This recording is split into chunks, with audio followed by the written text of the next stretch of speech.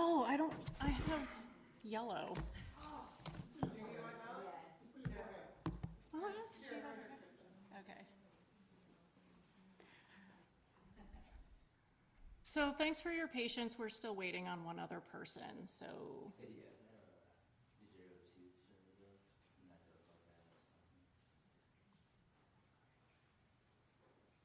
Everybody good? You guys good with the light? Nope. Mic check, 1, 2, 3. Mic check, 1, 2, 3. Mic check, 1, 2, 3. Mic check, 1, 2, 3. Mic check, Good? All right. You good? Okay.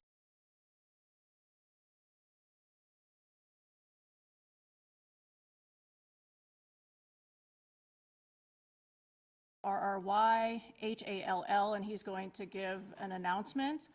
After that, he's going to introduce Jesse's biological grandmother. Her name is Cynthia Lauderdale, Cynthia. Lauderdale, Lauderdale. She's going to share some initial comments, and after that, both Cynthia and Chief Hall will be available for questions. So we might be another 10 minutes, so please be patient.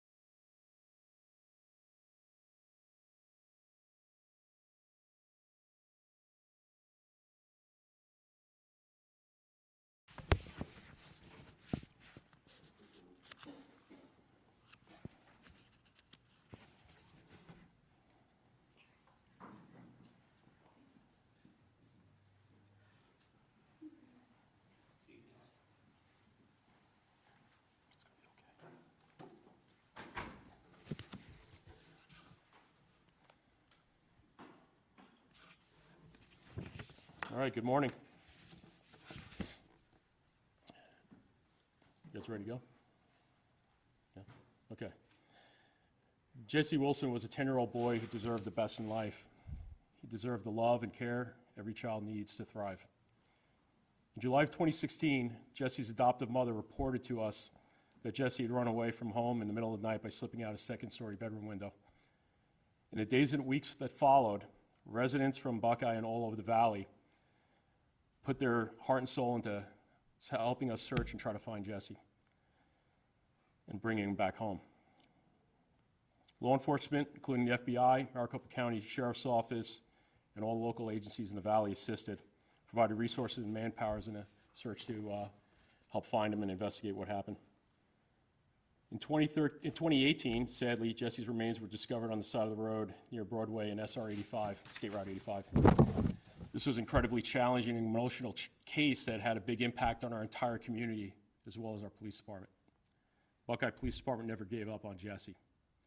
In 2020, a new investigator was assigned to re-examine the facts of the case, gather additional information, and conduct additional follow-up. We also ramped up our efforts in working closely with the FBI and the Maricopa County Attorney's Office. And together we explored new angles on this case. Today I'm pleased to announce that we've made an arrest in this case. Jesse's adoptive mother, Crystal Wilson, is now in custody in connection to his death. Last week, a grand jury indicted her on one count of abandoning or concealing a body. With the help from the FBI Safe Streets Task Force and the Gainesville, Georgia Police Departments, the Buckeye Police detectives arrested Crystal yesterday afternoon at her home in Gainesville, Georgia. She'll be transported or extradited here to Maricopa County for prosecution. Jesse's case has always been a priority for this department, and we continue to seek justice for this little boy. Members of the Maricopa County's Attorney's Office and the local FBI are here today, and I want to thank them for their assistance in bringing this case to resolution and helping offer some closure to those who loved him. Thank you. To show up here today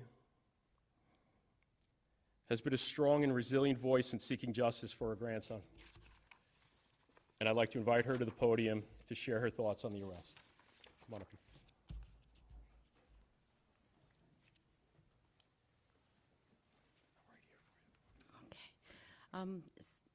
What I want to say is that me and my family just want to thank everyone for working the case. I know it took a long time, but there's things that has to be done. We never gave up hope that justice was going to be served. We're just happy that it's finally come to the end to where the person is going to be liable and will be held accountable for the things that she did. It's been 6 years since Jesse was missing. So in the meantime, his mom has passed away in February 2007.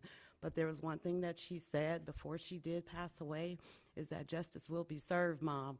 It's just a matter of time.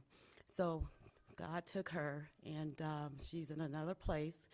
And what I see is that she's working behind the scenes. That's just my thought, that she's working behind the scenes. Her last Facebook page on February 7th was "Justice will be served." So we just like to thank everyone that has put all their time and effort in as a team to bring this to justice. We love Jesse very much, and we never gave up hope. And he's in our minds, and he stays with us every single day. We love Jesse, and we know that he's in heaven with his mom, and they're both doing what they need to do to carry on with the justice, basically. And that's all I have to say. And again, I thank everyone for all their efforts. It's been a long road, and we're just happy that it's coming to an end. Thank you. Is there both Chief Paul and Sylvia are willing to take some questions? Can you repeat the name of the adoptive mom and what led you to believe that this arrest was needed? The adoptive mom is Crystal Wilson. And through the course of the investigation, you know, it was a blessing and a curse that it was a high-profile case because we have got a lot of leads on this case, but all of our leads led back to Crystal being responsible in the investigation. Go ahead. So the charges are, you said concealment of a body, so she's not being charged with the homicide? That's correct. And why not? Some of the physical evidence that was needed for that charging was the actual body recovery itself. Now, we unfortunately found Jesse a couple of years later, and there was no information provided in the recovery of him that would support additional charges. So we worked the case through the county attorney's office, and this was the best, most fitting charge at this time. So how did she move the body from the house to here? And can you give us? We believe she did. Crystal has never given us a statement. Well, she gave us conflicting statements, but there was never an admission on exactly what happened. So we may never truly know how he died then for you as the chief. I mean, how does that make you feel? It's a tough case. She knows what happened. She's not telling us. The onus is on her. What evidence do you have for the charges that she's facing now? We have right now, give me 1 second, I wrote all this stuff down real quick. Here it is. We collected DNA from her Jeep, statements made by Crystal, and some technology and visual evidence that puts her in the area where the remains were recovered. So that's what we have at the night the night we responded out there. So why did it take this long for the charges to come about for the adoptive mother? Obviously, she left town, took some time, obviously, for these charges. After he went missing 6 years ago, his remains discovered 4 years. Absolutely. First of all, there were a lot of leads. We had to follow all of them. We just can't, as investigators, we can't, hone in on one theory. We had to look at a lot of them. And it took time to eliminate a lot of those theories. And also during the investigation, we had to request medical records because we were looking for, obviously charges of homicide. And as we went through the case, we exhausted all leads, and this is what we came up with. It took quite a bit of time. And then it was very difficult at the very beginning when you don't have a body for a prosecution. And then when we did locate him, that didn't provide any further information for us. And then as we continued on, this is what we came up with. We also asked Cynthia as well. Cynthia, we asked you what it's like for this closure, but at the same time, right now there's no murder charges, there's only that concealment of a body charge. It's very hard, and I believe that in the system that they will find her with murder. So these charges that we have right now to go with in the beginning, that's just the beginning stages. So as it goes along, I believe that they'll find her. Did you always have your suspicions? And how did you keep going? How did you not give up? Because it's been a long time.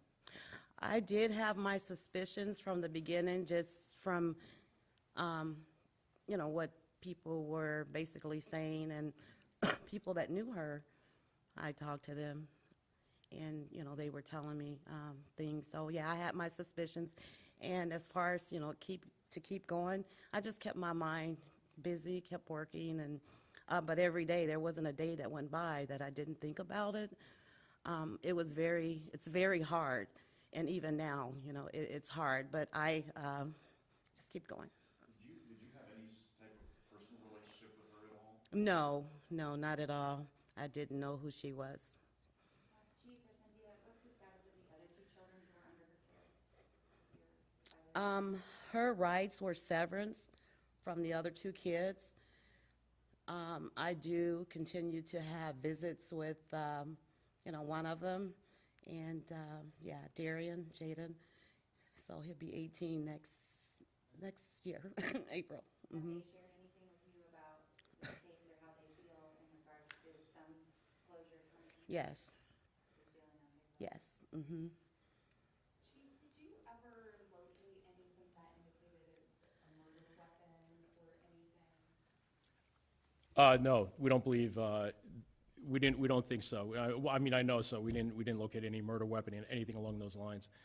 You know, in my mind, I think it might have been neglect that led to this, to his passing.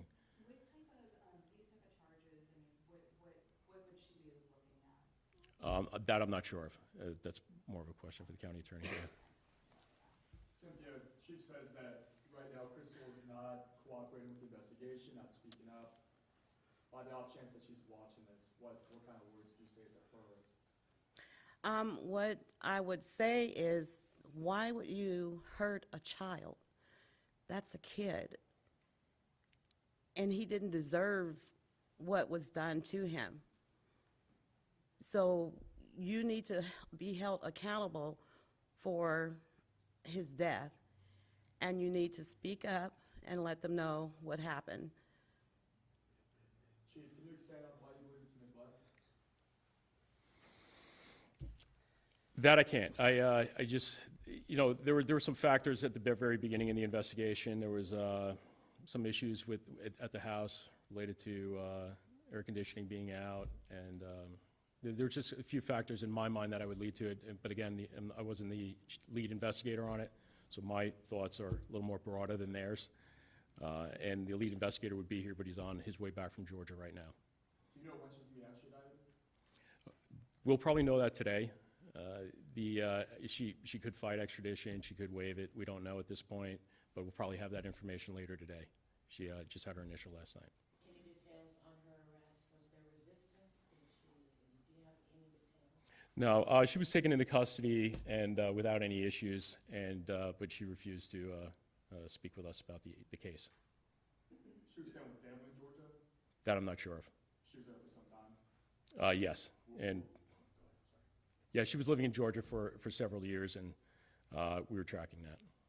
I was watching an old story in Buckeye Police, you know, there was body cam video of responding to the house, talking to Jesse before. Was there anything that could have been done by police or authorities to get him out of that situation, since you guys had been in contact? Based upon that incident alone, there was nothing to indicate that he needed to be removed from the house. If there was, we would have contacted DCS and taken steps to have him, or taken steps with DCS to have him removed. But there was nothing on that initial call to indicate abuse, neglect, or anything along those lines that time we went out there. Were your officers there for the arrest, or is that after the fact? No, our officers were there for the arrest. Detectives were. All righty. Thank you for having us. Again, if there's anything else, Carissa is our PIO, and she'll go from there. Thank you.